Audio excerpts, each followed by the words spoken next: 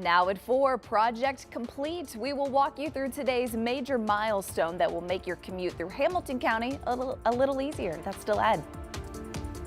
And we've got rain on radar here. It's taking its time moving in from the south. We'll let you know when it gets in, how much to expect, and when it's moving out ahead in the forecast. And a state trooper shot in the chest during a traffic stop. The driver killed. A developing story today from northern Indiana. The details we've learned so far from police.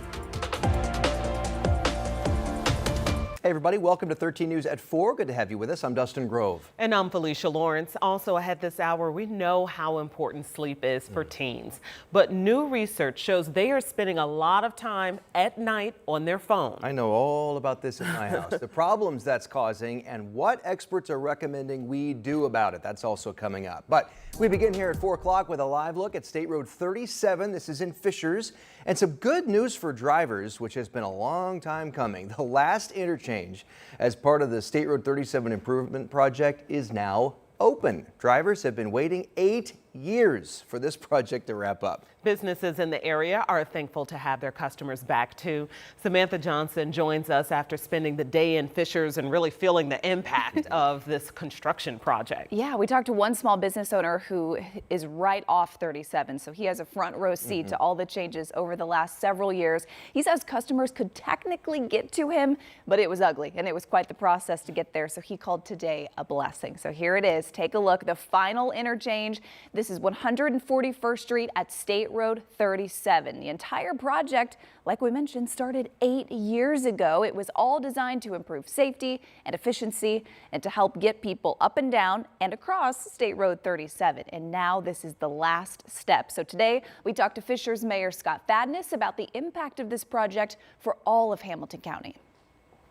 Yeah, you can't go from 2,500 people in 1980 to 110,000 people today and not have growing pains and not have to upkeep with infrastructure. If you're trying to get your kid to soccer practice, it just got a whole lot easier.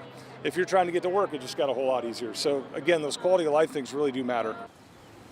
It's about the little things. We'll take it. Mayor Fadness went on to thank all of those businesses who really had to deal with the construction headaches over the last several years. And you will hear from that small business owner we met today coming up tonight at 6. So is it the entire stretch of 37 there that's back to normal completely? Back to normal from 126 up to 146. That stretch back open, back to normal. Mayor Fadness did tell us, though, as always, there will eventually be more construction, more development north of 146th, and that will be headed up by our friends in Noblesville. And ultimately, we know those two cities have to work together because they see about 50,000 cars pass through that stretch of State Road 37, Fishers, Noblesville, every single day. So it takes the team. Yeah, I saw the Top Golf in your video, so a kind of a landmark for people who may or may not live in that area, so you kind of know where they're talking about. IKEA, that whole area. Talking about growing pains. Wow. Yeah. But today was a big development, so we'll take a win. Great news. I We'll love take it. Thanks, Thank you. Sam. Yeah.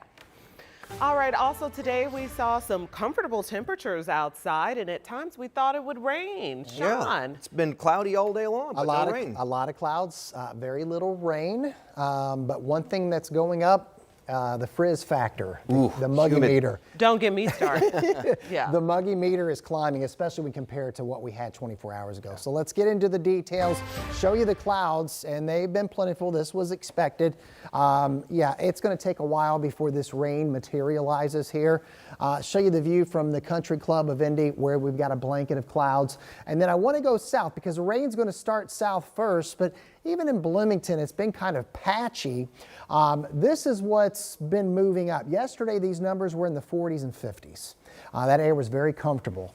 If you're not a fan of the air you can wear, hang tight. Columbus, Bedford, 70+ degree dew points. That moisture is going to continue to move northward, and at times it will fuel some decent rain here the next 24 hours. What you're seeing on radar right now is patchy and fairly light and having a tough time making it north.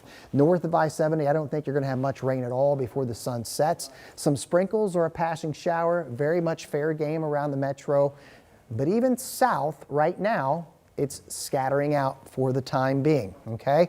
So here's the view from the track, 76, dew point 62, and we've got an east wind at about 5 miles per hour. Again, chance for some showers. I want to show you future track 13 as we go into tomorrow morning.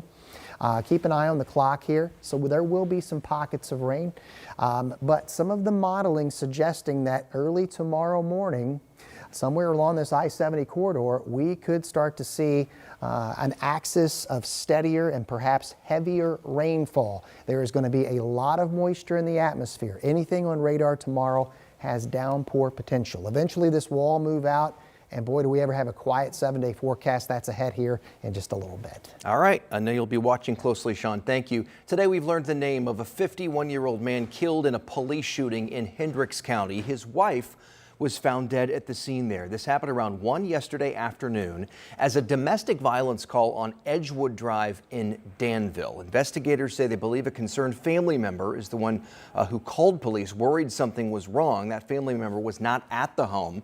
When officers did get to the house, they say Brian Brannigan repeatedly came in and out, holding a rifle and pointing it at them. 6 officers opened fire, hitting Brannigan. He died at the scene. His wife, 52-year-old Laura Brannigan, was found dead there as well. Officers also found some belongings on fire outside. They're still investigating to see if there's some sort of connection to that incident. We also know the name now of a 16-year-old boy killed in a shooting on the northwest side. This happened around 7:45 Sunday night at an apartment complex on Wren Lane. You're looking at the video from the scene there. That boy, Jamel Williams, died at the scene. Police have not yet identified a suspect or potential motive. They're asking anyone with information to call Metro Police, or you can also call Crime Stoppers, and you do not have to give your name. And now to that developing story from northern Indiana today. A trooper shot in the chest during a traffic stop.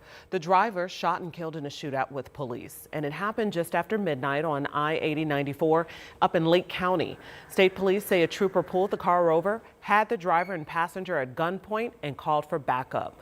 More officers got to the scene as gunfire erupted. A 34-year-old driver died. The trooper who was shot in the chest went to the hospital and is said to be stable right now. No other officers were hurt. What becomes routine can turn into a tragic in the blink of an eye.